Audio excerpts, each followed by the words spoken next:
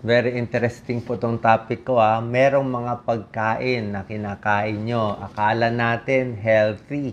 Mukhang maganda sa kalusugan. Pero, hindi pala siya ganoon ka-healthy.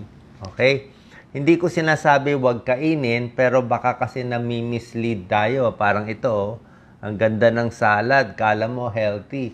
Pero ang binubuhos mo, hindi naman healthy. Thousand Island, ang daming calories nito, nakakataba po.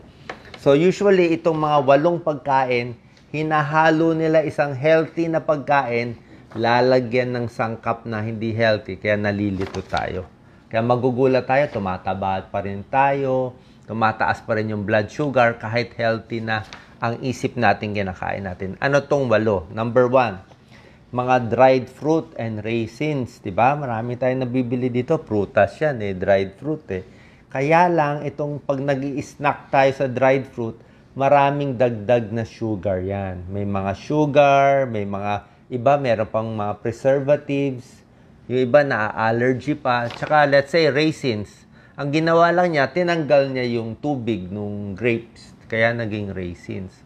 So, mataas siya talaga sa calories. 'Di ba? Kasi tinanggal mo yung tubig. So, ingat lang tayo sa mga dried fruits kasi matamis din siya. Lalo na kung takot tayo sa diabetes. Sugar-free, 'di ba?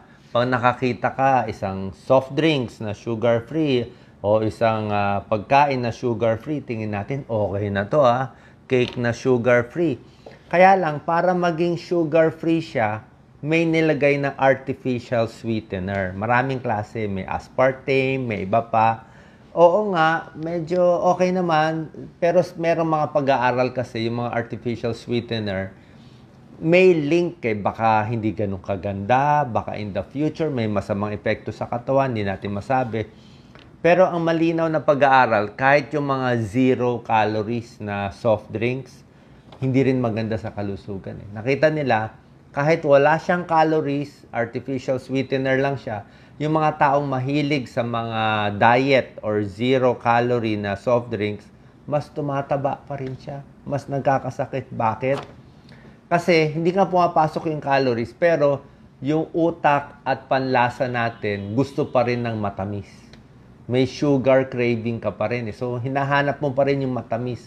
So, pag tinigil mo na yung matamis na diet soft drinks mo, maghahanap ka na iba. Either kumuha ka ng chocolate, kumuha ka ng donut o ice cream. Paano nasa utak mo pa rin? Nasanay pa rin yung dila mo sa matamis. Kung gusto nyo mas healthy, dapat bawasan na lang yung sugar. Tunay na lang na sugar gamitin mo, pero mas konti na lang ang gamitin mo. Okay? So, ingat din.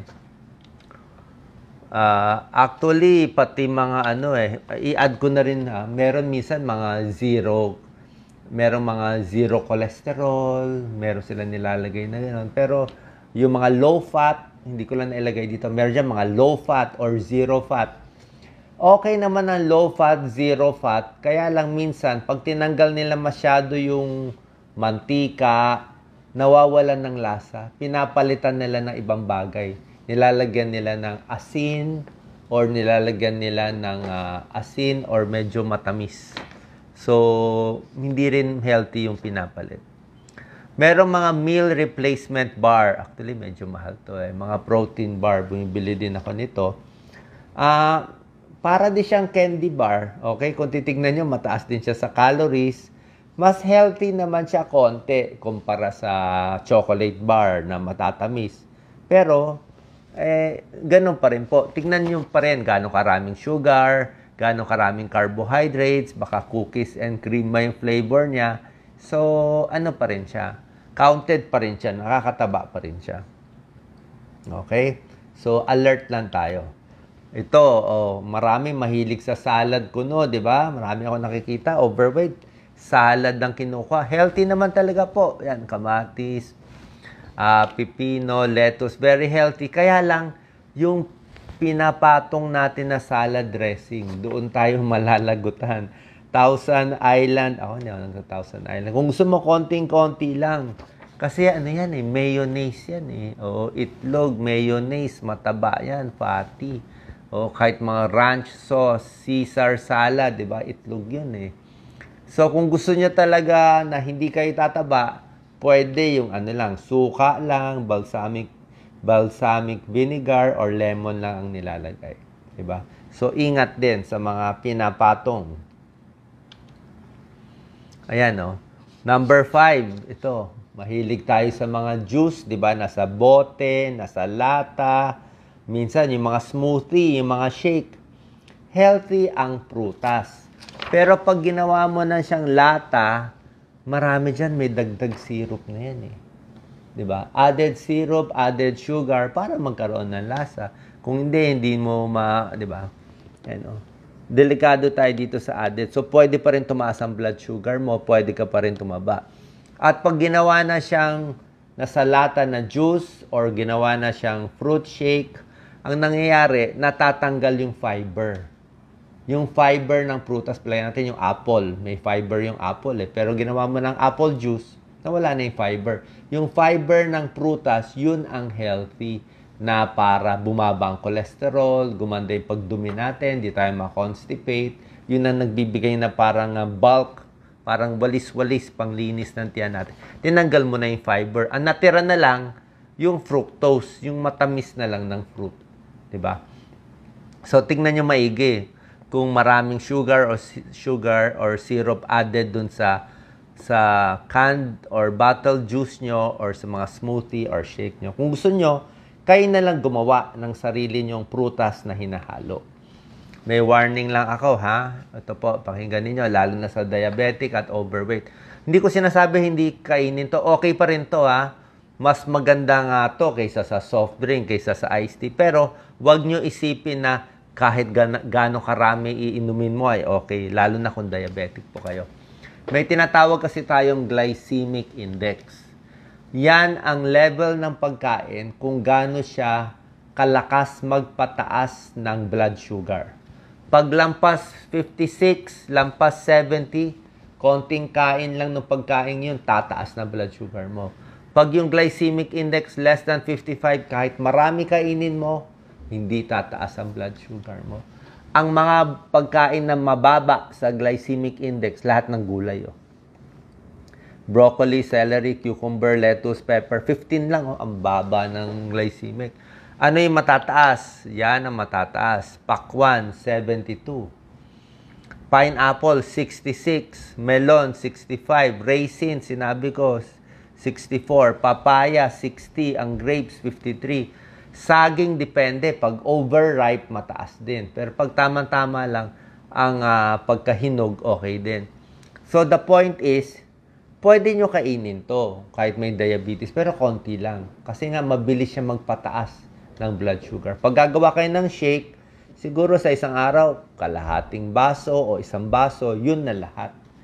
Hindi yung bawat kainan, isang mangga. Ayun, kasama ang mangga. Isang mangga, bawat kainan, umaga, tanghali, gabi. Tataba talaga tayo. Mataas na ang glycemic index, mataas pa yung calories. So, yan ang pagkakamali minsan ng nagpapapayat o may diabetes o yung tumatanda. Kasi mahirap na i-burn ito.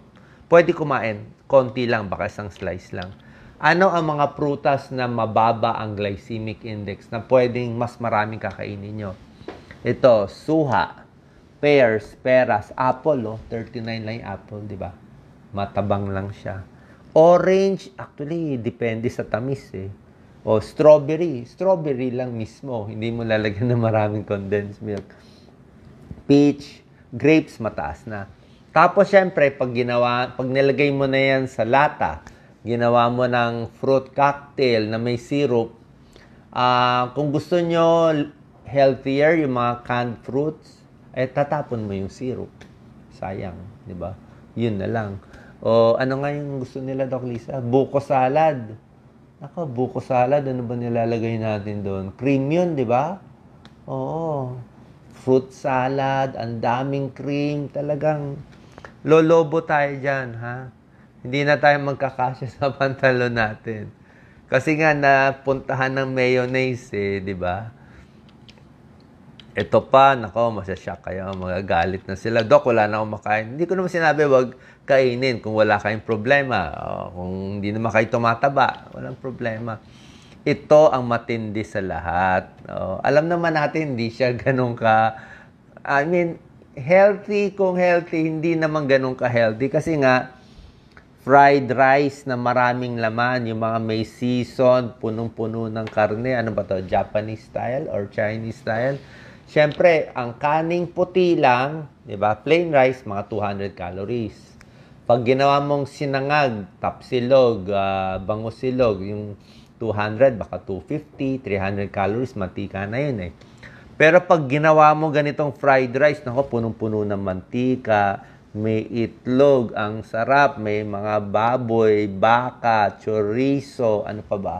Hotdog. Tapos lalagyan mo kunwari konting green peas, konting pepper, konting carrot. Kalokohan yan, ha? Kalokohan yan. Lahat ng nilagay mo dito, itapon mo na, baliwala yan. Kasi pinuno mo ng chorizo, pinuno mo ng laman, pinuno mo ng mantika, ang ending ay 800 calories. Ayos na tayo dyan. Hindi mo na kaya i-burn. Pag kumain ka nito, siguro mag-jogging ka ng 10 kilometro para mabawi natin. Okay? Hindi ko sinabi wag kumain. Napakasarap. Kaya lang, yan na yan. Diba? Yung iba kakain ito. Sasabayan pa ng juice ng ganyan. Tapos magtataka ba't di sila pumapayat. Diba? Basta aware lang tayo. Konting sahog, konting mantika. Kaya na lang gumawa ng healthy fried rice nyo. Ito, gustong-gusto ko ng nuts. Minsan nakabili ako sarap Honey roasted nuts, di ba? Healthy honey ba? Healthy ang nuts? Oo nga, healthy ang nuts. Kaya lang, itong honey roasted, minsan brown sugar lang yan. Tsaka butter. So, nilagyan mo ng brown sugar, nilagyan mo ng butter. Yung healthy naman naging hindi na ganun ka-healthy. Parang kumain ka na ng asukal. Para lang yung turon, di ba? Okay naman ang turon, maganda yung saging sa loob, kaya lang ang dami ng arnibal, di ba? Mantika, parang sa gugulaman, favorite ko sa gugulaman.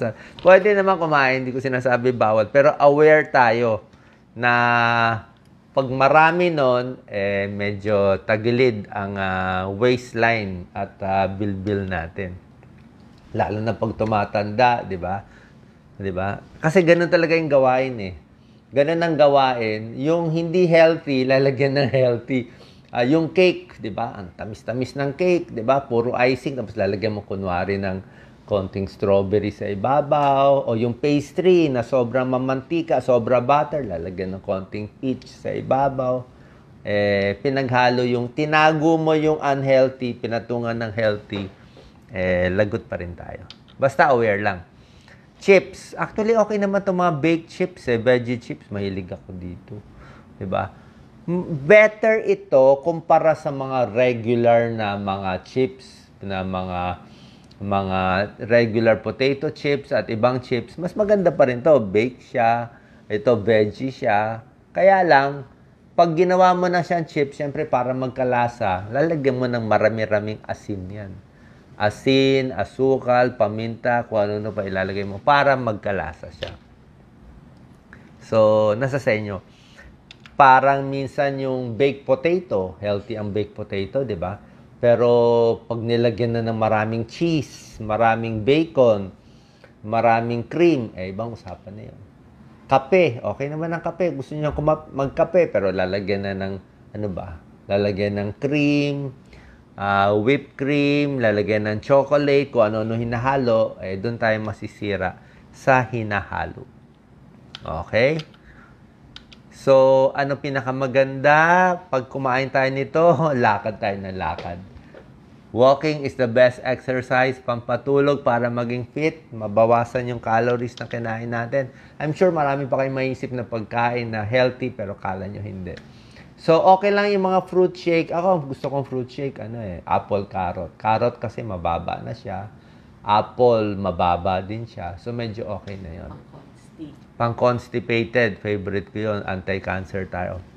So, isipin nyo, healthy ba talaga yung kinakain nyo? Basta gulay, mas okay siya. Tapos, lagi lang maglalakad. Ang ganda ng outfit niya, Doc Lisa. Rubber shoes, fit na fit. Talagang pampahaba ng buhay.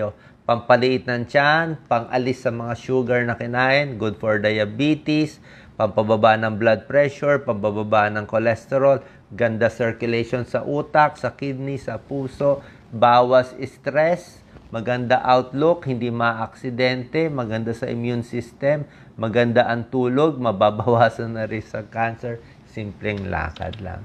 Okay? Paano po nakatulong tong video? God bless po.